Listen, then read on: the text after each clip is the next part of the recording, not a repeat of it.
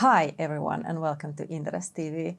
Today we're going to talk about Duell with analyst Petri Kostovski. Hi. Hi. This is actually more to it than one first would expect. It's an interesting growth case. Yeah, definitely. Duell has some pretty ambitious growth targets, and so in order to reach them, they should reach a high growth level for the coming years. Yeah, we'll look into that in more detail. Motorcycles and stuff, what do they actually do?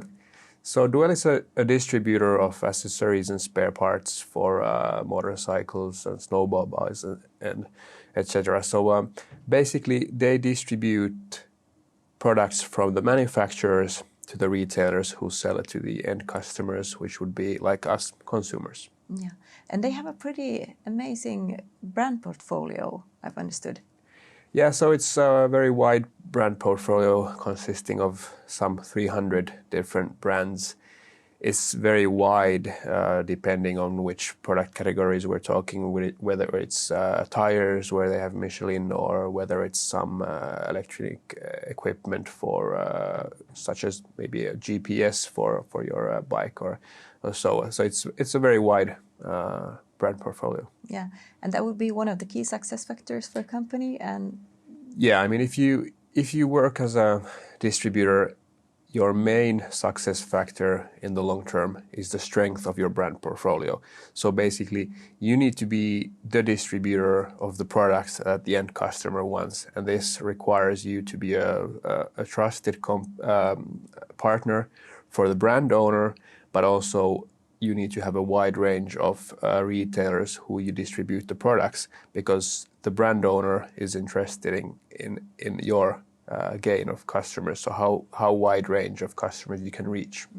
And they have definitely also a very highly effective logistical system, if I've understood it correctly.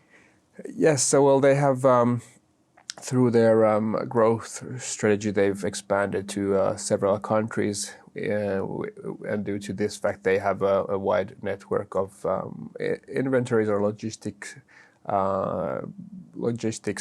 which through they can distribute their products. Yeah. Let's look into the growth part a bit more. They have a history of very successful organical growth, and they are now set out to expand to more geographical markets. And they also have quite ambitious financial targets. So could you tell us a bit more? Yeah, historically, company has been growing at somewhat 10% annual organic growth rate, or mostly organic. This has come mainly through the Nordics. So they have over 80% in their last full financial year. Their sales came from the Nordics, and just a few years back they decided that they would want to expand more in the Eastern Europe.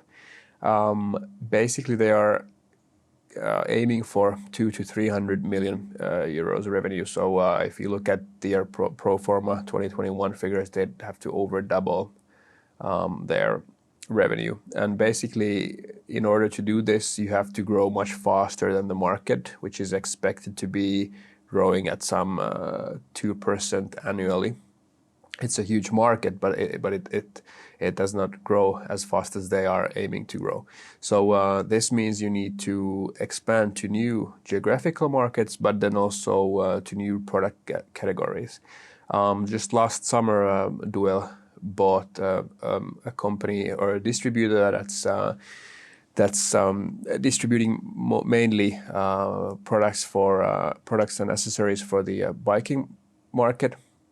They aim to grow this distributor in the Middle Europe, and then just a few weeks back here in Finland, they bought a distributor that works in does business in the same segment.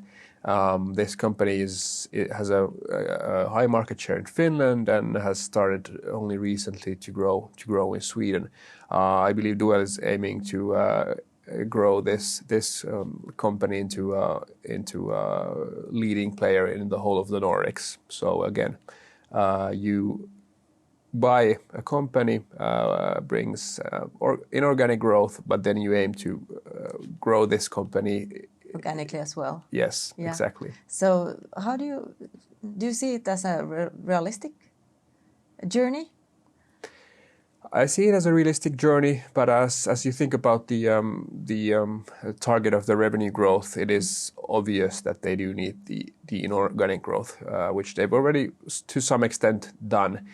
I would expect them to continue the inorganic growth because it also always brings more potential for organic growth also. Yeah.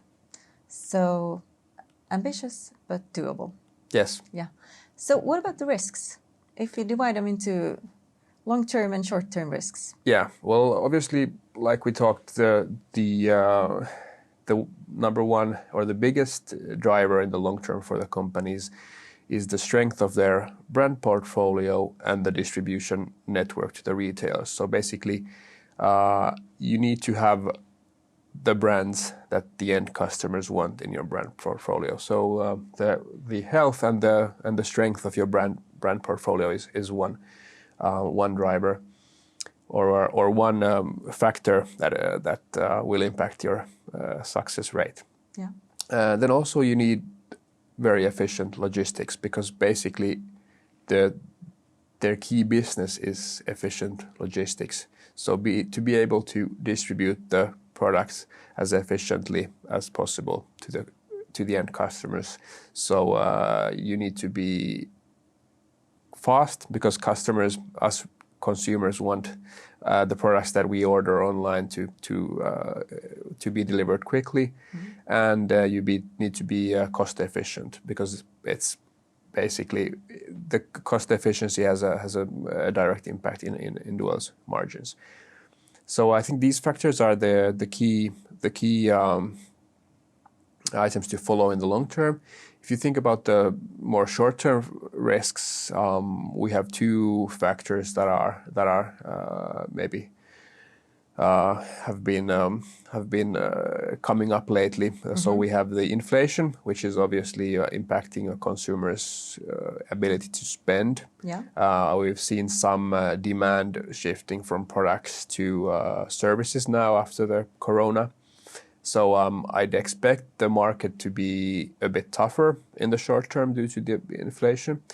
And then also we've seen in the maybe past few years the global supply chain issues. Yeah. So it is. So how big an issue is that for Duell and the type of distributors that they are? I think it is a tough issue. I mean, if you have issues in the delivery of the products you've ordered, it makes it tougher for their logistic chains to work because if you think about their warehouses, they can only intake a certain amount of products per day. So their logistics chain is optimized into maybe say a few containers a day rate. But then if the logistic chains are not broken, but if they are not if they're not working as they should, you might have some days that you don't get any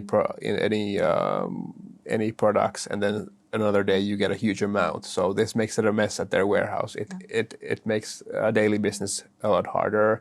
And if the logistics chain does not work in the beginning of the chain, you won't be able to provide the products to the customers in time, and that is always away from your sales. Yeah. But what about the inflation and the disposable income of the end consumers? If nobody has any money, how much does it affect the market? How this type of product? Do you think the consumers are so interested in the products anyway that they will use their money to buy it anyway, or? Yeah, I mean, if you think about maybe the consumer segment of different companies that provide different or manufacture different products or provide them, I think this would be in the end that will be not impacted as much as some other parts of the market due to the fact that people are usually enthusiastic about motorcycling if they own a motorbike. Probably this is not the a part of their consumption where they will be saving first. Yeah. And also, if you think about motorcycles, the gas price going up is not as a big a problem as maybe in driving your car, because a motorbike uses much less gas. So I'd say it will be impacted by this inflation rate, but the impact won't be as big as into some other categories. We've seen maybe this trend of working from home for the last 2 years. It had a positive impact on the products that are bought to your home. Yeah. Now I think people will be saving from this side. So I think there's a pocket of the market that will be impacted much more than this part. Yeah. Thank you, Petri Kostovski. Thank you.